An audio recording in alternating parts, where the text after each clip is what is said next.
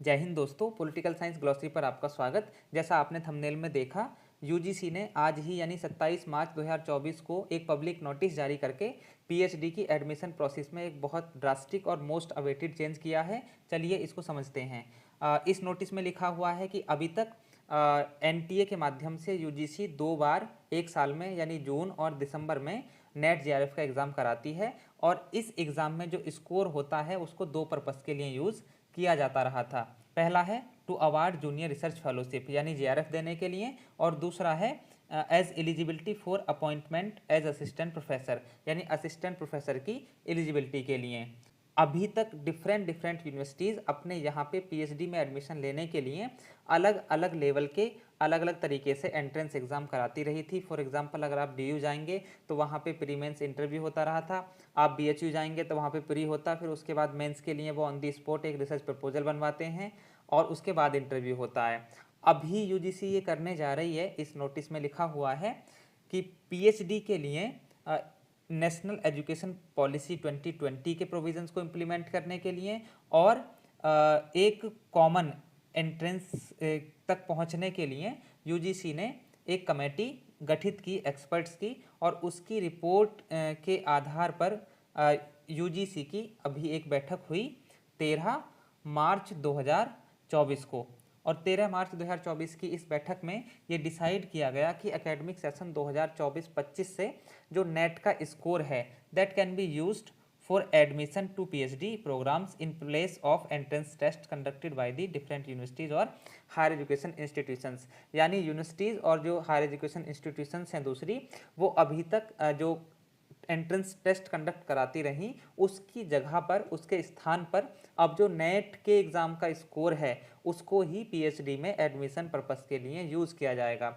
ये वो बहुत बड़ा चेंज है। आप ये देखो कि इतने सारे एंट्रेंस, अलग अलग यूनिवर्सिटीज़, इतनी सारी भागदौड़, एक स्टूडेंट माने अगर एडमिशन लेना चाह रहा है पीएचडी में तो कई कई बच्चे 10-10 यूनिवर्सिटीज़ का एंट्रेंस टेस्ट देते थे। उसकी में भागदौड़, उसमें पैसा खर्च करना और उसमें बार बार फॉर्म भरना, प्लस जो इस प्रोसेस की बायसनेस होती थी उसको भी झेलना, ये बहुत दुष्कर काम था स्टूडेंट्स के लिए। अभी यूजीसी ने ये बहुत बड़ा कदम उठाया है। आगे पढ़ते हैं कैसे होगा।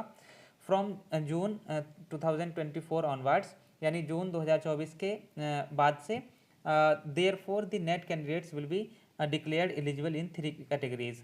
अब जो नेट जेआरएफ के कैंडिडेट्स हैं उनको 3 कैटेगरी में एलिजिबल घोषित किया जाएगा। कैटेगरी 1 में तीनों चीज़ें उसको मिलेंगी, जेआरएफ भी मिलेगा, नेट भी होगा ही स्वाभाविक रूप से, और पीएचडी में एडमिशन के लिए पात्र भी माना जाएगा। इसके बाद क्या होगा, कैटेगरी 2 में eligible admission to PhD without JRF. Admission PhD में एलिजिबल माना जाएगा लेकिन जेआरएफ नहीं मिलेगा। और दूसरा appointment as assistant professor, appointment as assistant professor के लिए भी यानी नेट माना जाएगा कॉमन। और कैटेगरी 3 में जो क्वालिफाई करेंगे उनको eligible for admission to PhD programme यानी पीएचडी प्रोग्राम में एडमिशन के लिए एलिजिबल माना जाएगा। इसी बात को बहुत सिंप्लीफाइड करके इस नोटिस में एक चार्ट के माध्यम से दर्शाया गया है। कैसे, कैटेगरी 1 देखें, कैटेगरी 2 और कैटेगरी 3।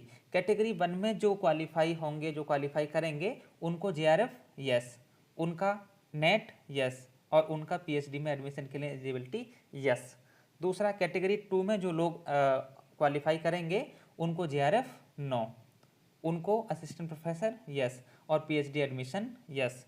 कैटेगरी 3 में जो लोग क्वालिफाई करेंगे वो जेआरएफ नहीं कहलाएंगे, नेट नहीं कहलाएंगे, लेकिन पीएचडी में एडमिशन के लिए पात्र माने जाएंगे। यानी कि किसी बच्चे ने नेट जेआरएफ का एग्ज़ाम दिया, ना उसका नेट हुआ ना जेआरएफ हुआ, फिर भी उस स्कोर का इस्तेमाल वो बच्चा किसी यूनिवर्सिटी में पीएचडी के एडमिशन के लिए कर सकता है। अब कैसे तय होगी एडमिशन के लिए एलिजिबिलिटी, इसको भी थोड़ा समझिए। Result of NET will be declared in percentile along with marks obtained by a candidate to utilise the marks for admission to PhD. यानी कि जो रिजल्ट डिक्लेयर होगा वो परसेंटाइल में भी होगा और उसमें मार्क्स भी शो होंगे, ताकि जो कैंडिडेट है वो उन मार्क्स का यूटिलाइजेशन कर सके किसमें, एडमिशन टू पीएचडी में। अभी तक जेआरएफ जो क्वालिफाइड स्टूडेंट्स थे वो पीएचडी में एडमिशन के लिए इंटरव्यू देते थे और 2022 के रेगुलेशन के तहत, और उसमें जो है उनका एडमिशन होता है। लेकिन अभी आगे क्या होने वाला है, for students who qualify in category 2 and 3, जो ग्राफ की कैटेगरी 2 है और 3 है, उसमें ये होगा कि 70% वेटेज रहेगा रिटन एग्जामिनेशन का जो नेट का उसने दिया है, और 30% वेटेज रहेगा उस इंटरव्यू या वाइवा वसी का जो स्टूडेंट उस यूनिवर्सिटी में जाके देगा।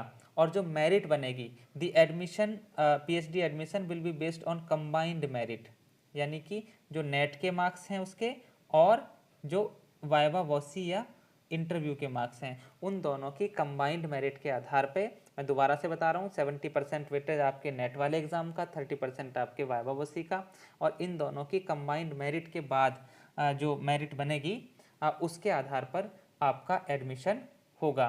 The marks obtained by the candidate in NET examination category 2 and 3 will be valid for a period of 1 year for admission to PhD, यानी पीएचडी में एडमिशन के पर्पस के लिए जो कैटेगरी 2 और 3 हैं उसमें स्कोर 1 साल के लिए वैलिड माना जाएगा। और एक लास्ट में जो अच्छी खबर है वो ये है कि net notification and bulletin of information for net June 2024 will be issued by the national testing agency shortly, यानी बहुत जल्द ही शॉर्टली इस वेबसाइट पे जून 2024 का नेट जेआरएफ का नोटिफिकेशन आने वाला है। All the best. आपको इन्फॉर्मेशन कैसी लगी जरूर बताइए, जुड़े रहिए चैनल से, मिलते हैं जल्दी अगली वीडियो में, तब तक के लिए जय हिंद, वंदे मातरम।